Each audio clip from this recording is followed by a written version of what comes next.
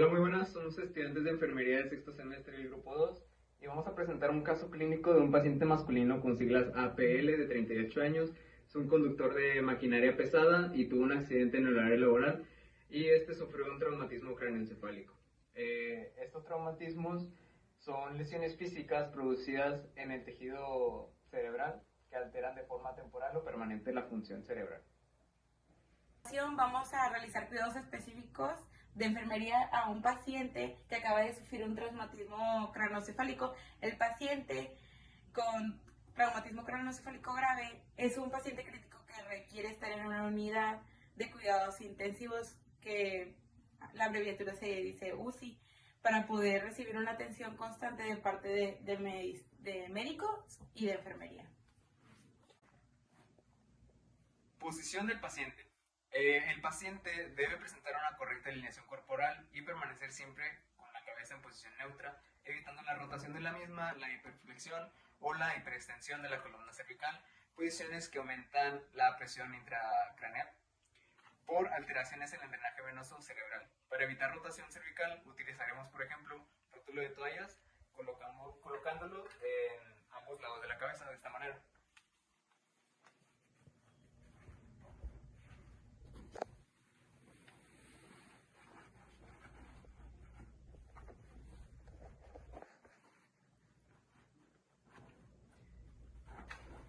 Y así como se puede observar, el paciente va a tener limitada la rotación de la cabeza, porque inconscientemente el paciente, por estar dormido, puede girar la cabeza hacia la izquierda o hacia la derecha y va a tener una lesión. Entonces, de esta manera, pues va a quedar en una posición fija. Así evitaremos la hiperflexión y la hiperextensión. Y bueno, como se puede notar aquí, tenemos una almohada de tamaño adecuado o pues la podemos modificar de ser necesario. La cabecera de la cama tiene que estar incorporada a 20 o 30 centígrados y siempre se puede descartar posibles lesiones en la columna vertebral. En caso de que estas existan, se debe buscar una cama de un máximo de 20 centígrados, de 20 grados, perdón, con el fin de elevar la cabeza y flexionar la columna vertebral. Esta cama no se puede levantar, pero tenemos un ejemplo acá en el que sí se levanta un poco más. Digo, ese es más exagerado, es un poquito menos lo que se tendría que levantar, pero es para podernos dar una idea. Bueno, que los pacientes con traumatismo craneoencefálico pueden presentar una irregulación en temperatura. Le puede dar calentura o le puede bajar la temperatura. Obviamente se tiene que checar el signo vital de la temperatura poniendo el termómetro en la axila y ya verificamos el valor. Si el valor sale alto, tenemos que ayudarlo con ayuda física. En esto quiere decir que lo tenemos que destapar. De esta manera, para que no esté sudando tanto el paciente y tenga más acceso de aire, así esté más fresco. También podemos ayudarnos con gasas o algún pañuelo con agua a temperatura ambiente y ponérselo en la cabeza para que de esta manera también se le vaya bajando la temperatura. La hiperglicemia contribuye a empeorar este diagnóstico de que es el traumatismo craneoencefálico y aumenta la morbimortalidad. Por ello, la glicemia debería oscilar entre los 80 a 140 miligramos por decilitro y tratar por encima de los 140 miligramos por decilitro. Y el tratamiento que podríamos ayudar para ayudarle al paciente es insulina rápida por vía subcutánea endovenosa superior a los 200 miligramos por decilitro. En la estabilidad hemodinámica, el objetivo es mantener al paciente hemodinámicamente estable, consiguiendo una tensión arterial media adecuada que permita mantener una correcta presión de perfusión cerebral.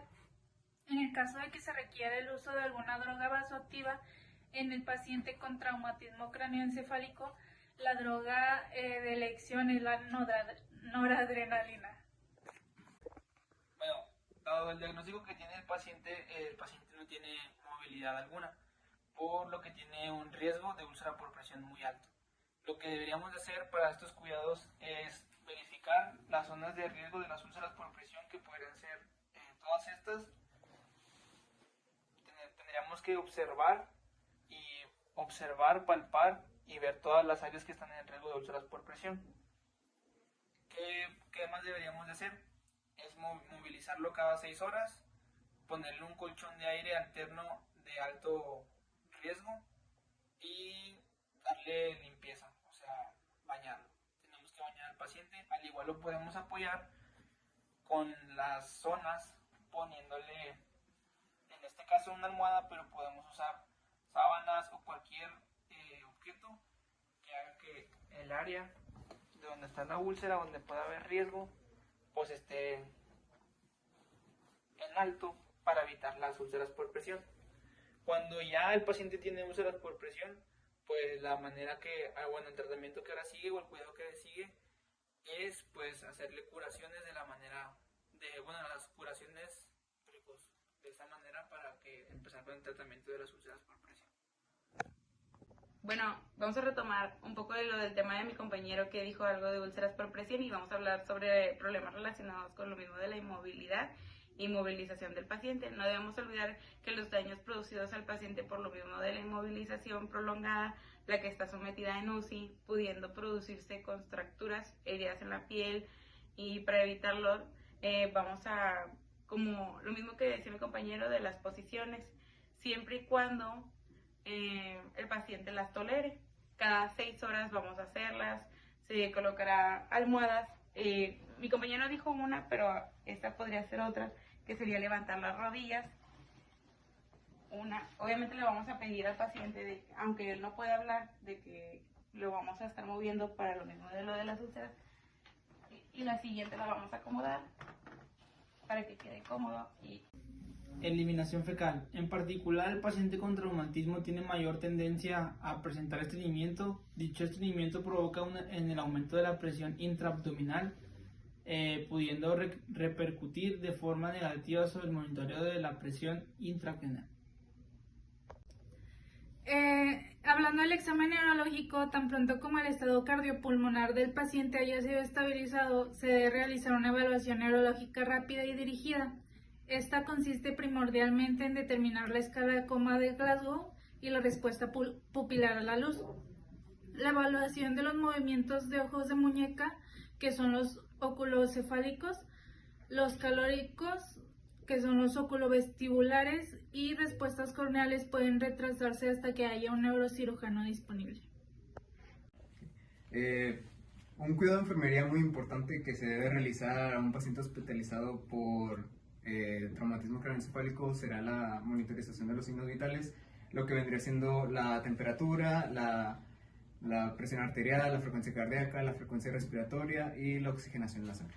Otra cosa importante que debería realizarse en los cuidados es la cantidad de ingresos y egresos que está desarrollando el paciente, para saber cuántos líquidos retiene, si es que retiene líquidos, y cuánto está, por así decirlo coloquialmente, sacando de líquidos. De esta manera nos damos cuenta si hay una retención de líquidos en el cuerpo del paciente o no, por los ingresos y egresos del paciente. Bueno, de esta manera concluimos el tema del traumatismo craneoencefálico, los cuidados de enfermería. De nuestra parte es todo. Muchas gracias por su atención y que tengan muy buen día. Gracias.